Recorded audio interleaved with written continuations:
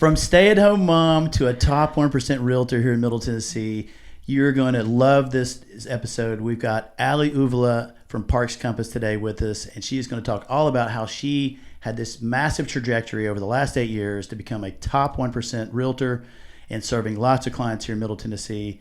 And I'm so excited to have her here with us today. Alli, good to see you. Good to see you. Thank you for having me. Thanks for coming. So tell us a little bit about kind of how you got started. I mean, what a huge trajectory. You started out just from scratch, right? Yeah. And so talk to us about that.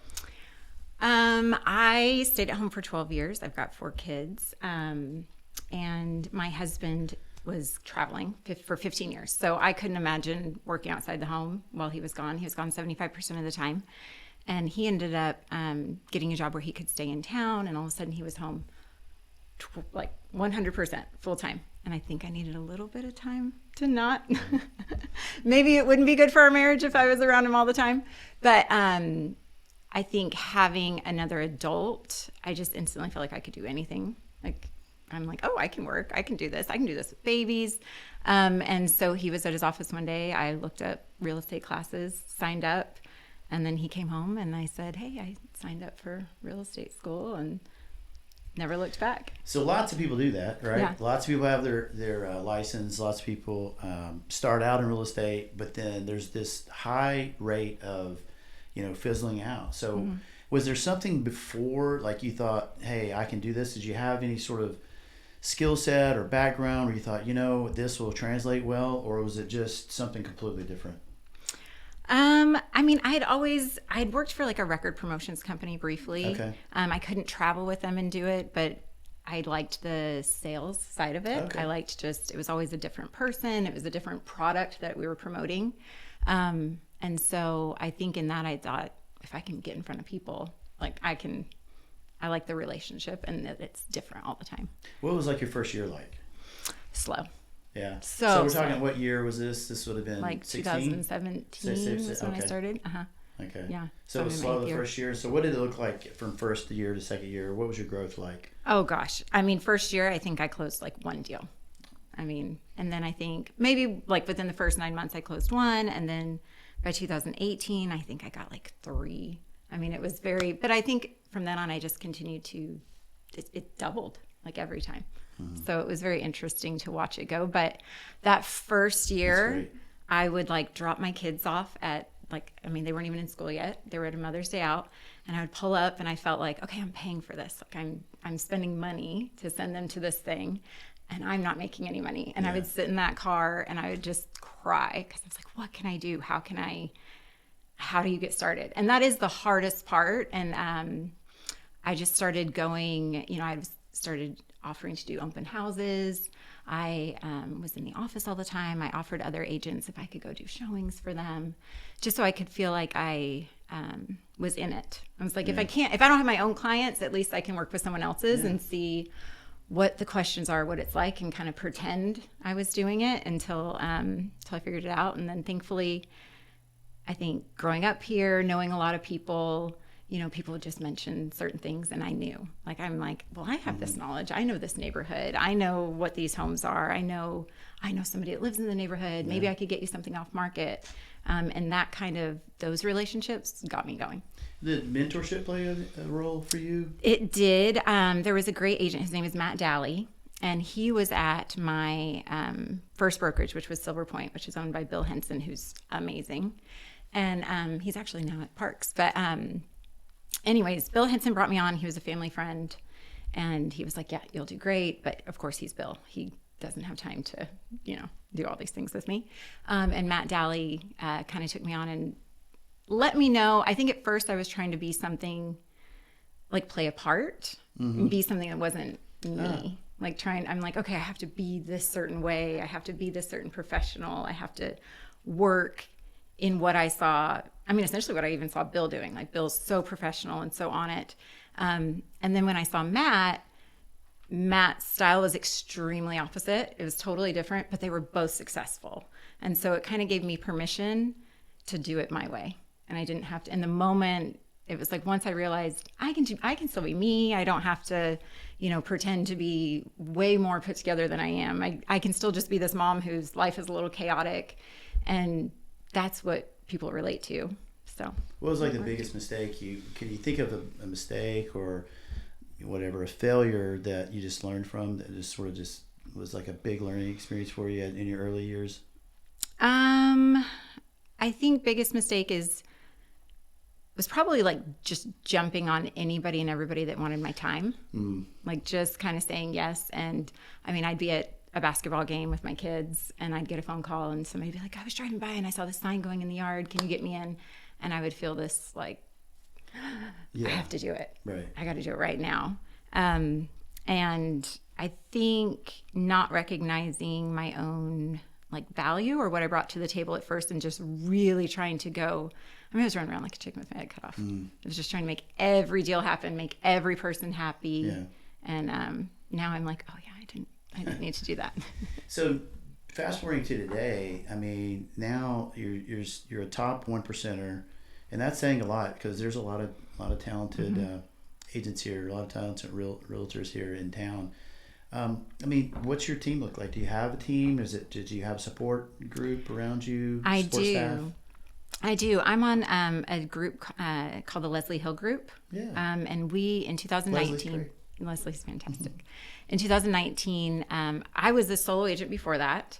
And in this job, you really have to be self-motivated. You have to really, I mean, it's lonely. Like it's a really lonely business and you deal with some really crazy things and not really having, I mean, I could go home and talk to my husband or call my mom, but they're not really relating and understanding.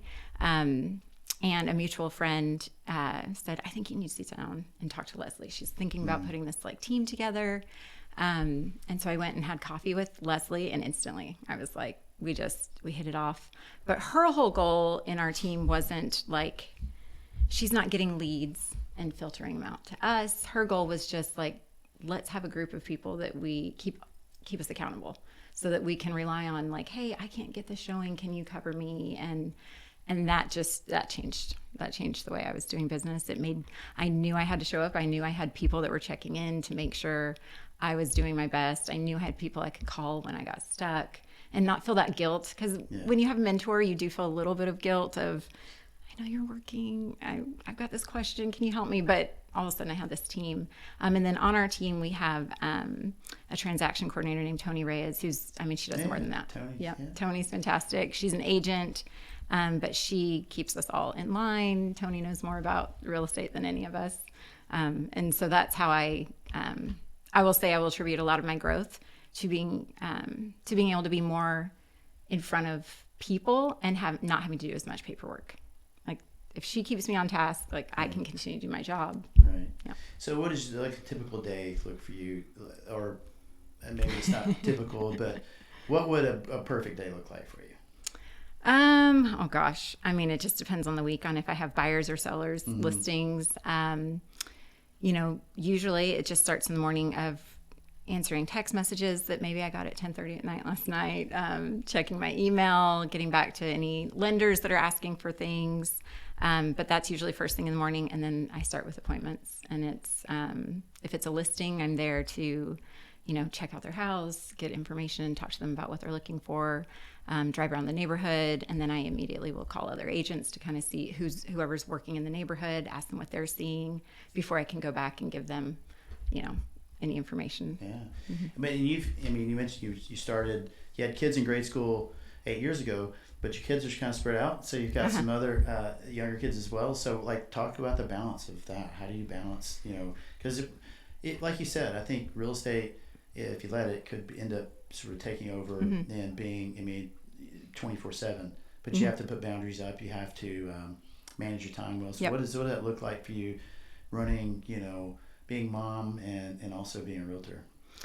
I don't know if it's ever perfectly balanced. I mean, I think it depends on the season, and I definitely was not balanced years ago, and I had to learn, and I had a lot of crying in my car, like, when am I going to make it to a kids' field trip, and when am I going to do this? There's a lot of guilt that I think comes along with just any working parent, right, and things that you have to miss. But as I think the more confident I got in my abilities, I thought I just got to a place where I realized, well, I'm valuable. I'm worth it. I know what I'm doing, and I'm allowed. Nobody actually expects me to text them back at 11 p.m. Right. Like that's not. But at the time, you're like, I don't want to let somebody Right. down. I want to make sure I answer them.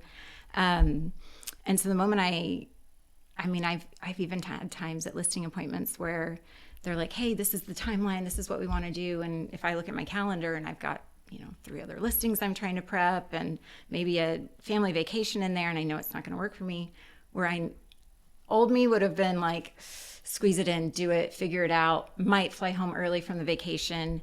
And now I've just gotten comfortable enough to say like, hey, this is when I can do it. This is when it'll work for me. Totally fine if that doesn't work for you. Happy to refer you to another agent. And so far, nobody's actually referred out. They've all stayed. So it's really powerful. I mean, they talk about this power of sort of no or letting go, in negotiations, and it's sort of a little bit of a negotiation that's going on right there. But just the letting go, because you're sort of saying, look, it's okay. And so, and to your credit, people have not really pulled away and gone somewhere else, and maybe they're not your client if so, like, hey, you're expecting maybe a text back or whatever it may be at super duper late at night. So you hear these stories, right, of, hey, we've shown them 35 homes and we're still, and so you're trying to help, like, what is it that's different? Why is it not, why is it different here? So, I mean, what are some strategies? I mean, it's a competitive market right now. What are some strategies you're doing right now just to gain market share? Because I mean, a lot of people kind of fell out. I mean, in the lending side and on the real estate side.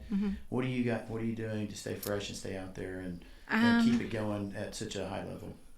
I'm very strict on my listings.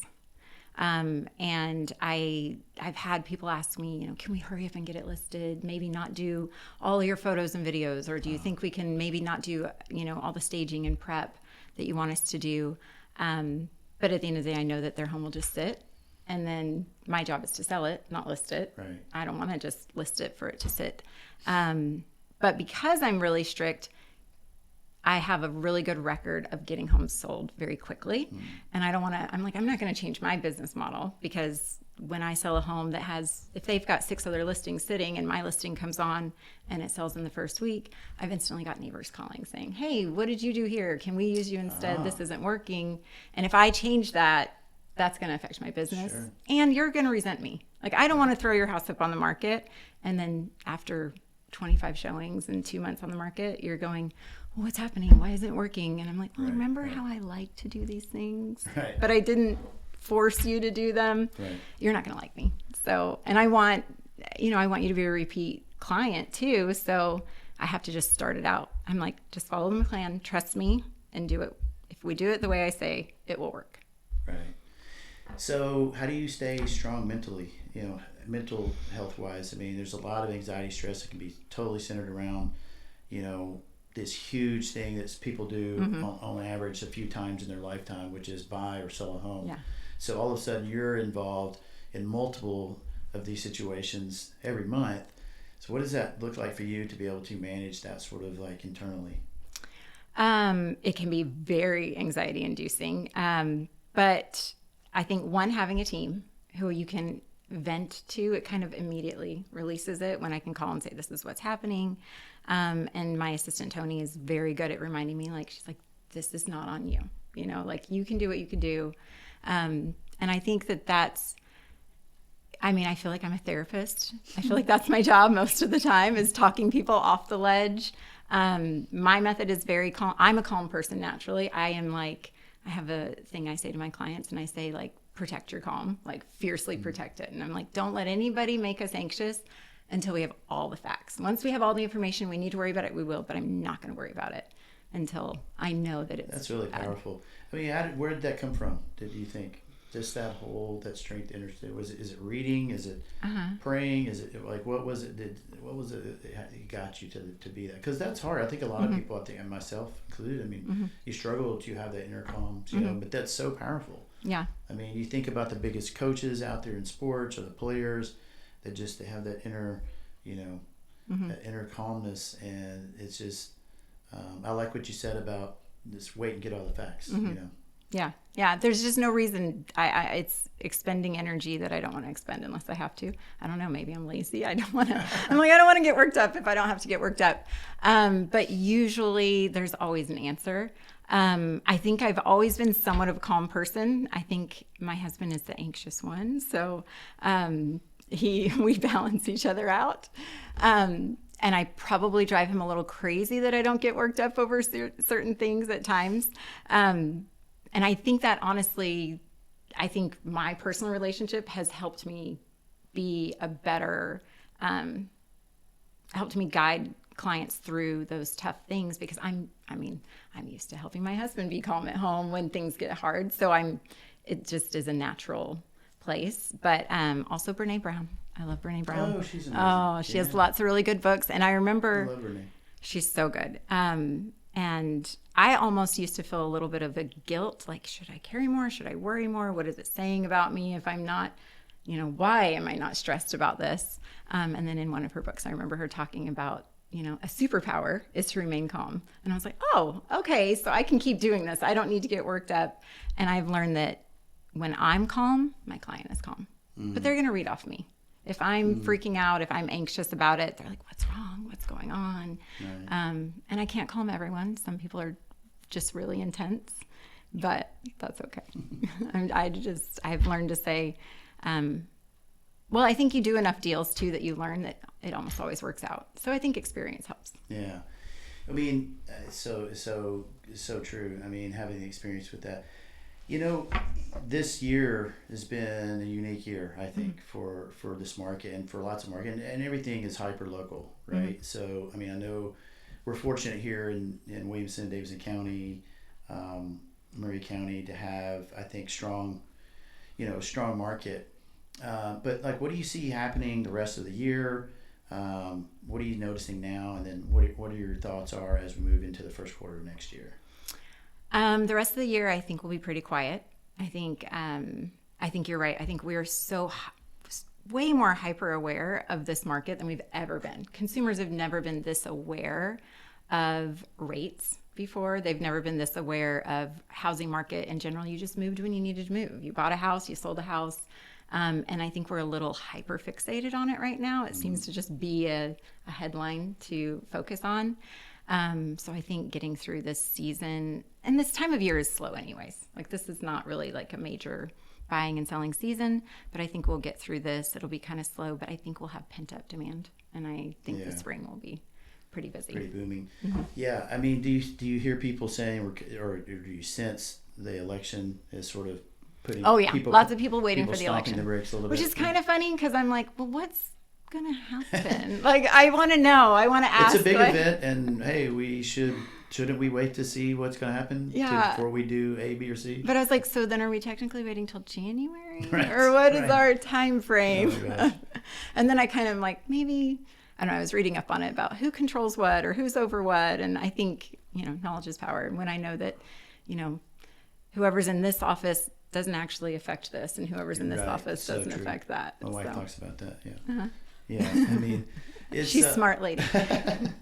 Yeah. I mean, it's true. I mean, what the president does or doesn't do, I think sometimes it's just, the media just fuels and stokes and gets both sides fired up. And I always love, I mean, it seems like that the majority of us are sort of in this center piece of this bell curve, and it's these extremes, and it's just like, but those are the ones that are making it everyone pit against each other, and so it's just unfortunate. I wish it weren't like that, and I hope it changes sometime. So I'd love to see other parties get involved as well, so to have more options.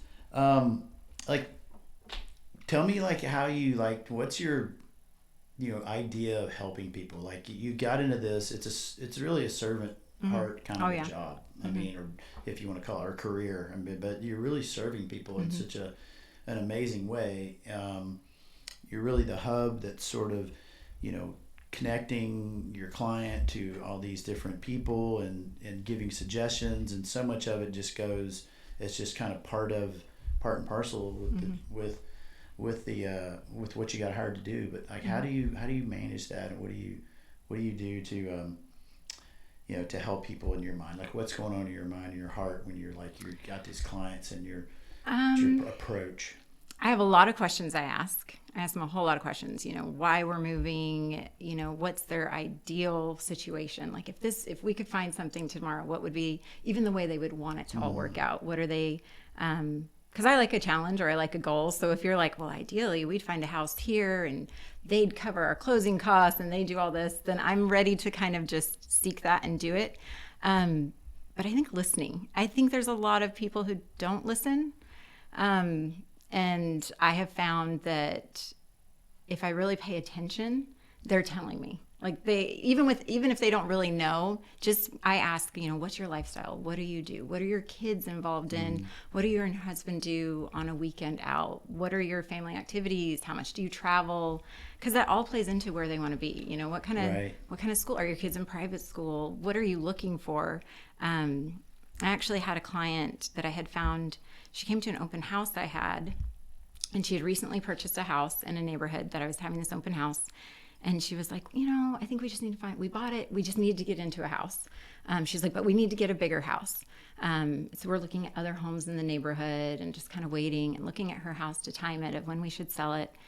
But in the time that I would spend with her, I'm getting to know her. And I'm like, how did you end up in this neighborhood? Like it just didn't, the things that the activities her kids were involved in, the things that the committees she was on, the lifestyle, where she moved from and the lifestyle she was used to living, she didn't match. I knew the neighborhood very well. I'd sold a lot of homes in there and this isn't the typical buyer for this neighborhood. And so I presented her with a completely other area outside of a different county, different location. And she just hadn't even considered it. And I mean, it could have been an easy sell. I could have just shown her another house in the neighborhood and got it for her, but she hadn't considered it. And she came here from out of state. She didn't know anything. And every single person she talked to was just like, we were in Williamson County. She's like, you can only be in Williamson County. That's the only option. This is where you have to be. This is the best. And I'm like, that's not necessarily true. It's not necessarily true. I love Williamson County. It's where I grew up, but it's not where I don't think every single person has to live here. And so when I took her to this other area and we walked around, I mean, she was just in love. She loved the neighborhood. She loved the houses. And she started looking things up on the map. She's like, this is only 5 minutes from here. This is only 10 minutes. I mean, and it just all worked in her lifestyle. Yeah.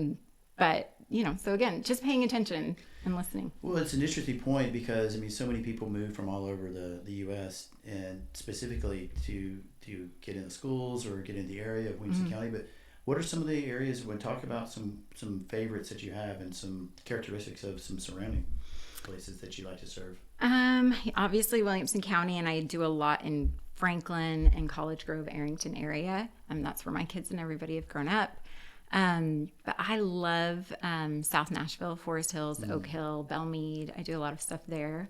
And that's usually when I have clients that are looking for a little more character, but they still want like a big lot. And we don't have a lot of, you want an acre lot, but you want to be close to town. That's just harder to find in Williamson County. So I have a lot of that. And then I have done a lot lately in the last couple of years in Murfreesboro. It's much more affordable. And there's some great areas that are growing. They have brand new schools. They have brand new shopping centers. They have brand new neighborhoods with all these amenities. And when you have a family that's like, we have 4 kids and we really care about, we need space, we need this, and their budget's $800,000. Right. I mean, you have to sort of shift gears. You have to shift gears, but thankfully, I've done a lot in Williamson, but I've also done a lot in Rutherford County. I've done a lot in Murray County. I've sold homes in Hendersonville before. So I think knowing all those areas and knowing the families that I put there is helpful. But definitely there's some great sections of Rutherford County right now. What would you say, someone considering moving to the area, maybe some differences between, say, Rutherford and Murray? Because those seem to be, at least on the south side, where people would gravitate toward. What would you say they're going to be offered? Definitely you can get to Nashville faster from Rutherford County. I would say if you want to just be closer to Nashville, and you have a little more there's definitely more neighborhoods, more options for families in Rutherford County. Murray County is more where I end up putting people who maybe they want more space. They want a little more land. Murray County is beautiful. So people who are like, we just want to kind of have that farm drive out to our house, or Murray County has everything you need. Rutherford County just has more. It has more name brand shops, more restaurants, more, it's a little easier to access and get to. Oh, you have a university there. Actually, I think it's the largest university in the state now. Oh, really? TSU, I think so, yeah. Oh, wow. Yeah. I did not realize that. Yeah, that's what I understand. So, well, guys, so what's on the horizon for you? What are you excited about coming up? I don't know. Gosh, that's a really good question. What am I excited about? I'm very in the moment, so I'm like, everything excites me. I'm actually excited for a little quieter fall, winter, because I feel like that's usually when I do a lot of reading and a lot of learning. Okay. I learn and to implement more things into my business for the next year. So I'm excited about the things I've learned and been working on in the last month on listings and just kind of really honing in on that. That's really become a specialty. So I think I've got a few different things that I want to sign up for and kind of navigate that. Get your continuing ed. Yep. Fill all that in. But so I'm excited for a little bit of that, and then I think a little bit of rest before the spring, because because that spring market comes and it's coming earlier and earlier. It's not May anymore. I mean, it's end of February. I start really getting a lot of calls, and by March it's just go.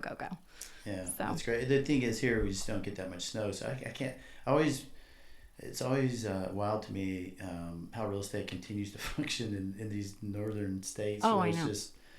How do you go show homes with 2 feet of snow? I don't understand. So we're so oblivious to that here in the South. Oh, yeah. Well, it's my husband's from Montana, and his parents are about to list their house like this week. And they're trying before the first snowfall. They're like, we're trying to get it on the market before first snowfall. And I'm like, how is that going to work in December, January? But they'll figure it out. I mean, I know that they have their 4-wheel drives and they plow the roads and all of the things, but it's still snow everywhere. I think they have a different gene, to be able to. No, I don't want to go anywhere when it's cold. Yeah. Well, gosh, so we've got a lot going on this year. You got the election. We've got a crazy, I say crazy, but it's just a unique market. And I mean, what do you feel about this whole idea of, the way the market has sort of panned out, where we had, super low interest rates and things were just sort of flying off the shelves, to where do you feel like this balance that's coming in, at least do you feel that way? What are you seeing going on? And you can speak to it, to whether it's, different if you see Davidson or Williamson, but as far as buyer sellers and just the way houses are staying on the market, or it feels versus before, when it was just multiple offers, waiving contingencies, and these sorts of things. I feel like we have to kind of remind people of what a normal real estate market is. Sellers more so? Sellers, right. Yeah, for sure. Sellers are like, I mean, we've been on the market 3 days and we've had one showing. And I'm like, well, that's normal. normal. It shouldn't be that way. And I try to remind them they're also going to be a buyer in this market. And I'm like, you don't want to go in $75,000 over asking and get to walk it one time for 20 minutes before the next showing comes in. Before we were at 30 to 45 days average for an average price home. Now we have these $4, $5, $6 million homes, and people think it's been on the market 2 weeks. What's wrong with it? Right. I'm like, well, that used to take 6 to 9 months a smaller pool of to buyers. sell that. Yeah. So it's interesting how quickly we forgot what a real estate. So I think it'll take a little bit of time. We have to relearn how it's actually supposed to work and be patient. Right. But it's, again, I think people are trying to just time this market. So they're so afraid to go for it. They're like, well, what if I make an offer right now, and then next week, the prices go down? And I've just never seen, there's no reason for that to happen. But I mean, the average person is in their home for 10 years. And I don't know a single place where a home is worth less now than it was 10 years ago. Right. So I'm like, if you're going to buy a house, buy a house. Buy real estate. Yes, just buy it. I mean, it's been a great investment for me. And definitely pay attention to location. It's interesting now that I've been in this for a long time to see where people bought in certain areas trying to get certain things. and to see the equity gained in some places versus others. Yeah. So. And then perhaps they move up sometimes, Yep. you know, or move down. You know, Yeah. depends on the life circumstances. Yes, But depends. it's so good to see you, and too. it's always great working with you. I'm so thankful, and I'm glad you got to come on, and we wish you all the best the rest of the year. Okay. Thank you. All right, good Thanks to see so you. much. You too. All right. Thanks, guys. We'll see you next time.